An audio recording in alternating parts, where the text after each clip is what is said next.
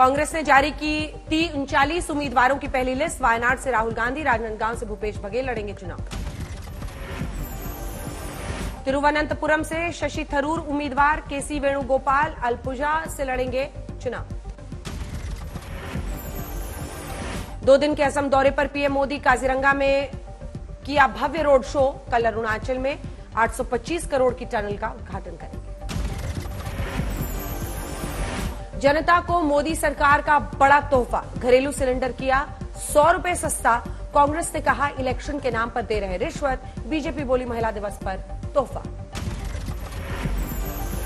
दिल्ली में आम आदमी पार्टी ने की लोकसभा चुनाव प्रचार की शुरुआत। केजरीवाल ने कहा मैं दिल्ली का बेटा, 7 सीट जिताकर मजबूत कीजिए मेरे हाथ। बीजेपी का आरोप, दिल्ली का किया बुरा हाल।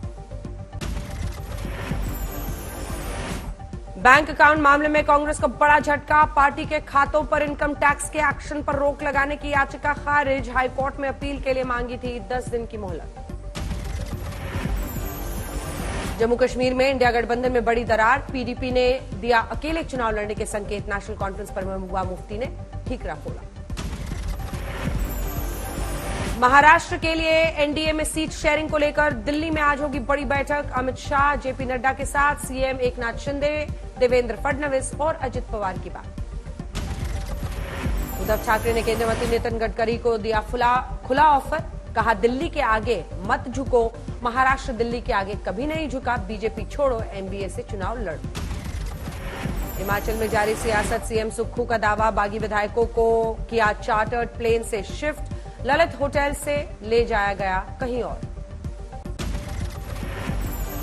बिहार में चिराग पासवान को मिल सकती है 5 सीटें। सूत्रों की खबर, 15 मार्च को विदेश से सीएम नीतीश के लौटने के बाद हो सकता है आधिकारिक ऐलान। लालू यादव के पीएम के खिलाफ बयान पर विपक्ष गठबंधन में उठी आवाज। उमर अब्दुल्ला बोले ये सेल्फ गोल, ऐसे बयानों से बचना चाहिए। केंद्रीय मंत्री आरके सिंह ने किया ऐलान, 2024 लोकसभा चुनाव लड़ूंगा और आरा से ही चुनाव लड़ूंगा। 2-3 दिनों में एनडीए सीट शेयरिंग का कर दिया जाएगा ऐलान। बंगाल के संदेश खाली में फिर सुलगी हंगामे की चिंगारी। बीजेपी कार्यकर्ताओं को जाने से रोकने पर बवाल। पुलिस की दलील, इलाके में धारा 144 लागू। शहजाद पीनावाला ने जमकर साधा सीएम ममता बनर्जी पर निशाना। कहा ममता बनर्जी आप किस हद तक जाएंगी उस शाहजहां को आप बचा रही हैं जिस पर इतने आरोप लगे हैं। गोरखपुर में कंप्रेस्ड बायोगैस प्लांट के उद्घाटन और विभिन्न विकास परियोजनाओं का किया गया शिलान्यास। कार्यक्रम में सीएम योगी आदित्यनाथ ने कहा हम एक नए भारत को देख रहे हैं।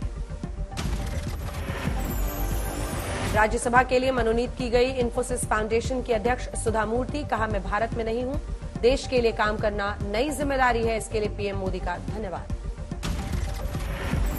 क्रिएटिविटी में कमाल दिखाने वालों को पीएम ने किया सम्मानित। जया किशोरी, मैथिली ठाकुर, आरजे रौनक समेत 23 लोगों को मिला अवार्ड। 3 विदेशी भी शामिल। पीएम मोदी ने मैथिली ठाकुर को cultural ambassador of the year award से किया सम्मानित। मैथिली ठाकुर ने पीएम मोदी के साथ सेल्फी वीडियो बनाकर थैंक यू कहा। फिल्म आर्टिकल 370 के मुरीद हुए राजनाथ सिंह। दिल्ली के थिएटर में फिल्म देखकर कहा बहुत ही प्रभावी तरीके से जम्मू और कश्मीर में धारा 370 हटाने के घटनाक्रम को किया गया है प्रस्तुत। शरद पवार के पोते रोहित पवार की बड़ी मुश्किलें। ईडी ने रोहित पवार की चीनी मिल की 50 करोड़ रुपए की संपत्ति कुर्क की। दिल्ली के इंद्रलोक में सड़क पर नमाज पढ़ने को लेकर हुआ बवाल। पुलिस पर लोगों से बदसलूकी के आरोप के बाद हुआ हंगामा। आरोपी जवान को किया गया सस्पेंड। बॉर्डर पर भारतीय सैनिकों के बढ़ने से बौखलाया चीन। बोला ज्यादा सैनिकों से तनाव कम नहीं होगा।